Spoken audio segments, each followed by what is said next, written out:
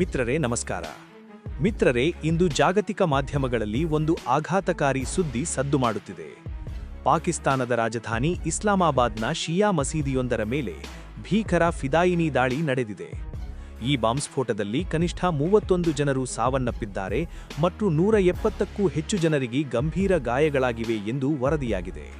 ಆದರೆ ಸ್ಥಳೀಯ ಮೂಲಗಳ ಪ್ರಕಾರ ಈ ಸಾವಿನ ಸಂಖ್ಯೆ 50 ದಾಟುವ ಸಾಧ್ಯತೆಯಿದೆ. ಸಾಮಾನ್ಯವಾಗಿ ಇಂತಹ ದಾಳಿಗಳನ್ನು ಬಲೂಚಿಸ್ತಾನ್ ಲಿಬರೇಷನ್ ಆರ್ಮಿ ಮಾಡುತ್ತಿತ್ತು. ಆದರೆ ಈ ಬಾರಿ ಈ ದಾಳಿಯ ಹಿಂದೆ ತಹ್ರೀಕ್-ಎ-ತಾಲಿಬಾನ್ ಪಾಕಿಸ್ತಾನ್ ಅಂದರೆ ಟಿಟಿಪಿ ಕೈವಾಡು ಇರುವ ಶಂಕೆ ವ್ಯಕ್ತವಾಗುತ್ತಿದೆ. ಪಾಕಿಸ್ತಾನದಲ್ಲಿ ಕಳೆದ ಕೆಲವು ವರ್ಷಗಳಲ್ಲಿ ನಾಗರಿಕರ ಸಾವು ಮತ್ತು ಭದ್ರತಾ ಪಡೆಗಳ ಮೇಲಿನ ದಾಳಿಗಳು ಗಣನೀಯವಾಗಿ ಹೆಚ್ಚಿವೆ. 2019ರಲ್ಲಿ ವರ್ಷಕ್ಕೆ ಕೇವಲ 150ರಷ್ಟು ಇದ್ದ ಸಾವುಗಳು 2025ರ ವೇಳೆಗೆ 650ಕ್ಕೂ ಹೆಚ್ಚು ನಾಗರಿಕರನ್ನು ಬಲಿ ಪಡೆದಿವೆ. ಅಷ್ಟೇ ಅಲ್ಲ, ಕಳೆದ ಒಂದು ವರ್ಷದಲ್ಲೇ ಸುಮಾರು 1200 ಭದ್ರತಾ ಪಡೆಗಳ ಸಿಬ್ಬಂದಿ ಹತರಾಗಿದ್ದಾರೆ. ಈ ರಕ್ತಪಾತವನ್ನು ಪಾಕಿಸ್ತಾನಿ ಮಿಲಿಟರಿ ಈಗ ಒಂದು ರಾಜಕೀಯ ಅಸ್ತ್ರವಾಗಿ ಬಳಸಿಕೊಳ್ಳುವ ಸಾಧ್ಯತೆಯಿದೆ.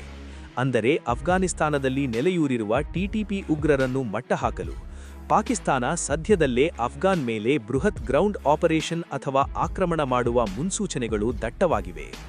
ಆದರೆ ಮಿತ್ರರೇ, ಈ ಸಂಭವನೀಯ ಯುದ್ಧದ ಹಿಂದೆ ಡೊನಾಲ್ಡ್ ಟ್ರಂಪ್ ಮತ್ತು ಅಮೆರಿಕಾದ ಒಂದು ದೊಡ್ಡ ಕುತಂತ್ರ ಅಡಗಿದೆ ಎನ್ನಲಾಗುತ್ತಿದೆ.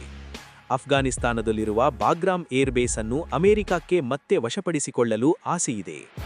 ಪಾಕಿಸ್ತಾನವು ಅಫ್ಘಾನ್ ಮೇಲೆ ಆಕ್ರಮಣ ಮಾಡುವ ಮೂಲಕ ಅಮೆರಿಕಾದ ಮಿಲಿಟರಿ ಅಲ್ಲಿಗೆ ಮರಳಲು ದಾರಿ ಮಾಡಿಕೊಡುತ್ತಿದೆ ಎಂಬುದು ಅಫ್ಘಾನ್ ತಾಲಿಬಾನ್ನ ಆರೋಪ. ಇದಕ್ಕೆ ಪ್ರತಿಯಾಗಿ ಅಮೆರಿಕಾವು ವಿಶ್ವ ಬ್ಯಾಂಕ್ ಮತ್ತು IMF ಮೂಲಕ ಪಾಕಿಸ್ತಾನಕ್ಕೆ ಸುಲಭವಾಗಿ ಸಾಲ ಸಿಗುವಂತೆ ಮಾಡುತ್ತಿದೆ.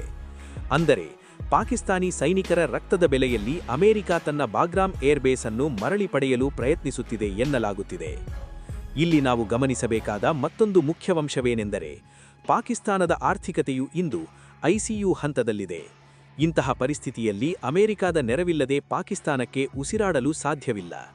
ರೆಕೋರ್ಡಿಕ್ ಗಣಿಗಳಲ್ಲಿ ಅಮೆರಿಕಾದ ಕಂಪನಿಗಳು ಮಾಡುತ್ತಿರುವ $1.3 ಬಿಲಿಯನ್ ಹೂಡಿಕೆಯೂ ಸಹ ಈ ರಾಜತಾಂತ್ರಿಕ ಒಪ್ಪಂದದ ಭಾಗವೇಯಾಗಿದೆ.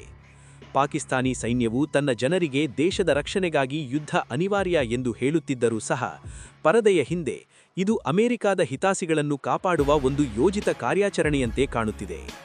ಒಂದು ವೇಳೆ ಪಾಕಿಸ್ತಾನ ಅಫ್ಘಾನಿಸ್ತಾನದ ಮೇಲೆ ಆಕ್ರಮಣ ಮಾಡಿದರೆ ಅದು ಇಡೀ ದಕ್ಷಿಣ ಏಷ್ಯಾದ ಭದ್ರತೆಯ ಮೇಲೆ ದೊಡ್ಡ ಪರಿಣಾಮ ಬೀರಲಿದೆ.